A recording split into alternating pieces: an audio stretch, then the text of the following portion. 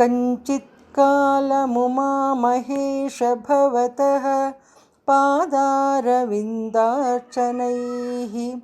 कञ्चिद्ध्यानसमाधिभिश्च नतिभिः कञ्चित्कथाकर्णनैः कञ्चिदवेक्षणैश्च नुतिभिः कञ्चिद्दशामीदृशीं यः प्राप्नोति मुदा त्वदर्पितमना जीवन् स मुक्तः खलु। बाणत्वं वृषभत्वमर्थवपुष भार्या त्वमार्यापते घोणित्वं सखिता मृदङ्गवहता चेत्यादिरूपं दधौ त्वत्पादे नयनार्पणं च कृतवान् त्वद्देहभागो हरिः पूज्यात् पूज्यतरः स एव हि न चेत् को वा तदन्योऽधिकः। जननमृत्युयुतानां सेवया देवतानां न भवति सुखलेशः संशयो नास्ति तत्र अजनिममृतरूपं साम्बमीशं भजन्ते य इह परमसौख्यं ते हि धन्या लभन्ते।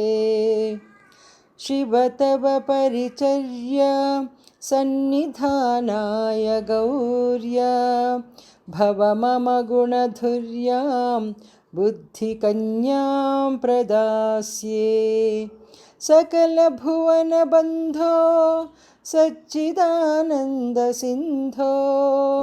सदयहृदयगेहे सर्वदा संवसत्वम्। जलधिमथनदक्षो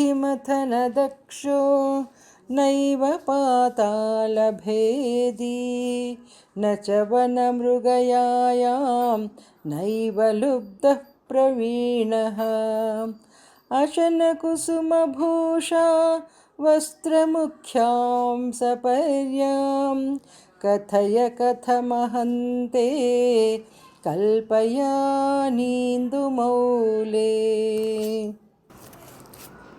पूजाद्रव्यसमृद्धयो विरचिताः पूजां कथं कुर्महे पक्षित्वं न च वाकिटित्वमपि न प्राप्तं मया दुर्लभम् जाने मस्तकमङ्घ्रिपल्लव मुमा जाने न तेऽहं विभो न ज्ञातं हि पितामहेन हरिणा तत्त्वेन तद्रूपिणा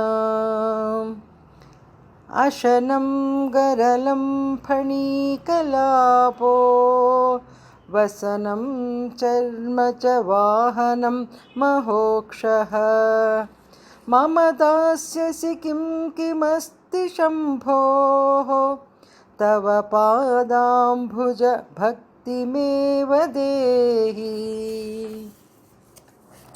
यदा कृताम्भोनिधिसेतुबन्धनः करस्थलाद्रुःकृतपर्वताधिपः भवानि ते लङ्घितपद्मसम्भवः तदा शिवाचास्तव भावनक्षमः नतिभिर्नुतिभिस्त्वमीश पूजा विधिभिर्ध्यानसमाधिभिर्न तुष्टः धनुषा मुसलेन चाश्मभिर्वा वदते प्रीतिकरं तथा करोमि वचसा चरितं वदामि शम्भोः अहमुद्योगविधासु ते प्रसक्तः मनसा